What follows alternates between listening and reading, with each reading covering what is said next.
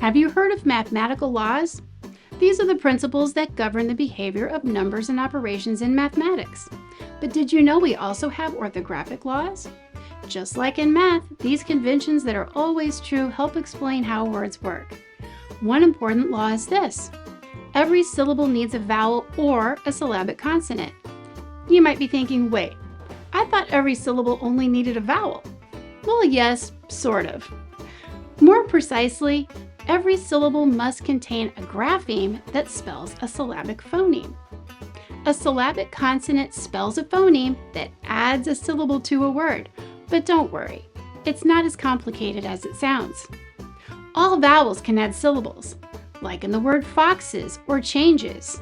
Here, single vowels in a suffix clearly add a syllable while marking the word plural.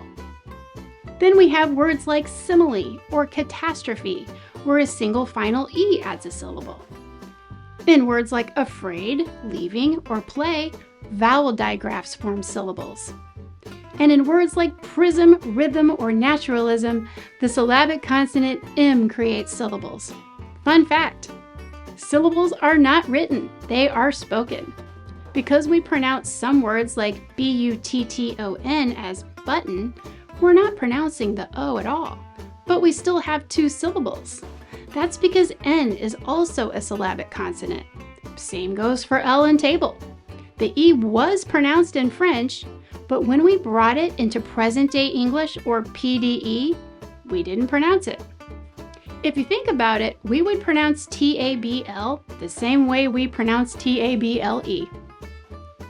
Because we have these elements in spoken English, spellings that contain them can't be sounded out. Syllabic consonants are spoken, and written words do not signal them, so we first have to know what the word is before we can study the grapheme-phoneme correspondence. What we hear or feel is not always what we see. In fact, our spelling system's well-ordered structures may be masked by the spoken syllables. Some reading programs teach students to flex the vowel and guess the word's pronunciation, but here's the problem. The graphemes A and U both have 6 possible phonemes. Guess and check doesn't work well for any learner. It doesn't work at all for struggling learners who can't memorize all the phonemes a grapheme can spell in the first place. What they do manage to memorize can't be applied while reading and spelling because of the huge toll it takes on their working memories. After we know what a word is and can use it in conversation, we can analyze its meaning and structure and then study the grapheme-phoneme correspondence. Context matters, especially for dyslexic students. Grapheme-phoneme correspondence in isolation won't help them read or spell. It's the meaning and structure that guides them and gives them something to hang the phonology onto. And pronunciation? It can vary from person to person. Some people pronounce words with syllabic consonants differently, or they think they do. Pronunciation gets into perception, and everyone's is different, but that's okay. We don't need to rely on pronunciation alone or in isolation to read and spell.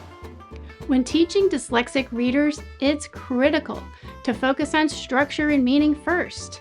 Once they understand the word's meaning and the morphemes, the grapheme-phoneme correspondence and other aspects of phonology, like syllabic consonants, they can successfully read without guessing. So the next time you come across a word that doesn't seem to be sounded out easily, remember, words don't follow rules. There aren't any rules that can be applied to the entire writing system to help readers sound them out. We do have a few orthographic laws that are always true, but those are only useful to analyze spellings, not to predict the pronunciation of a new word. By understanding the structure and meaning first, dyslexic readers can take a different route, the lexical route, and find success.